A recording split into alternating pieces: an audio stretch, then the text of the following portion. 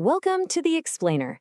Today, we're diving deep into the unwritten rules of human connection. It's a question we've all asked ourselves, right?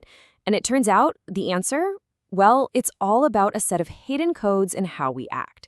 So let's get into it and start cracking those codes. And to help us do that, we're going to lean on the super fascinating insights from rhetoric expert Oğuz Benlioğlu. Seriously, he's got this brilliant way of framing things that helps us understand why we click with some people and, well, really clash with others. Think of this explainer as your brand new guide for navigating the whole messy, complex world of social dynamics. Okay, first up, let's identify the problem.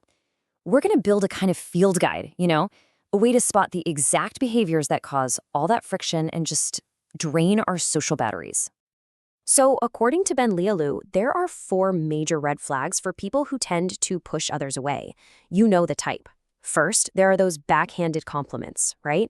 Like, wow, your house is so lovely. Isn't it a bit cozy? Then you've got the people who just have to turn every single conversation back to themselves. Add in some constant passive-aggressive digs, and of course, the classic, people who criticize constantly. And it's not to help you, oh no. It's all about boosting their own ego. And this is where Benlioğlu gives us this absolutely brilliant metaphor. He splits people into 2 groups based on energy. On one side, you've got the energy vampires. You know them. Their world is always bleak. Their motto is basically, there's nothing we can do. But on the other side, you have the campfires. These are the people who just radiate warmth and possibility. Their whole vibe is, hey, there's always a solution. But, and this is so important, he warns that a vampire doesn't just want your sympathy. They want to pull you, the campfire, right down into their level of negativity. And speaking of toxic behavior, listen to this one. This line is a classic narcissistic tactic. It's so clever in a terrible way. The second you challenge them, they flip the script. A phrase like this, it has nothing to do with genuine concern for you. Nope, it's a calculated move. It's designed to make you question your own sanity and to shift all the blame. All of a sudden, the problem isn't their behavior at all, it's you. So what on earth are you supposed to do about this? Well, the advice is actually super simple and direct. Create distance. That's it. Benlioğlu is really clear on this. Trying to change these deep-seated personality types is basically a lost cause. You just can't turn a vampire into a campfire.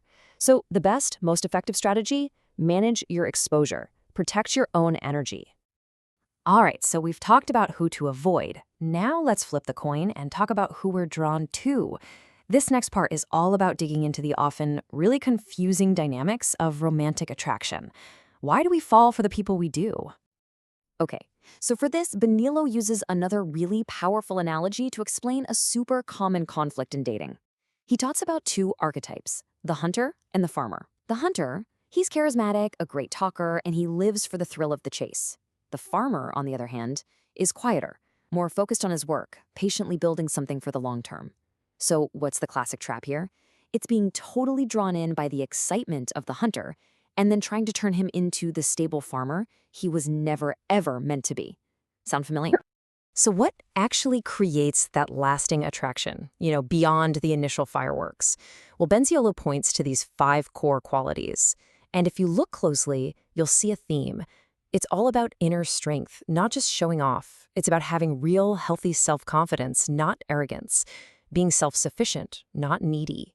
And that charismatic calmness, that ability to just stay completely centered when everything is going crazy, that might just be the most magnetic trait of them all. Okay, we've covered a lot of theory. For our final section, let's get practical. I mean, really practical. We're going to pull 3 powerful tools right from Benlioğlu's toolkit that you can literally start using today. These are designed to help you navigate pretty much any social situation with a lot more confidence and skill. Now, this first one, this is a total game changer for how you handle criticism. Benlioğlu's rule is simple but so powerful.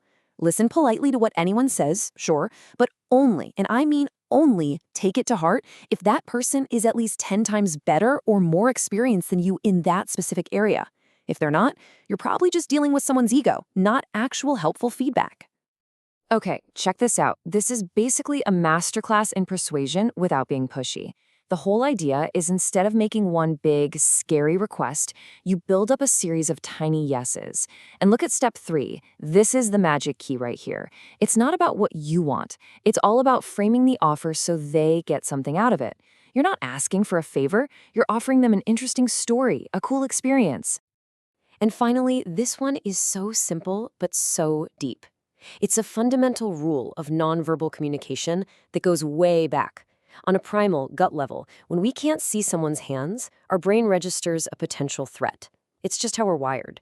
So by simply keeping your hands visible and open, you're sending a powerful subconscious signal that says, I'm safe, I'm trustworthy.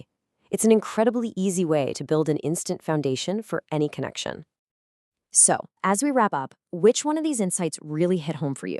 Which one made you go, oh my gosh, that's exactly what I've experienced, or I know that person? But here's the most important takeaway from all this. Understanding these unwritten rules isn't just about analyzing other people. It's about empowering yourself.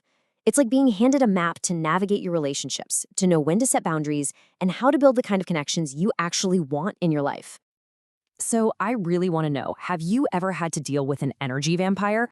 Or maybe you found yourself drawn to a hunter type before? We would absolutely love to hear which of these ideas resonated with you the most. Jump into the comments and share your story. And hey, thanks for diving in and decoding human connection with us today.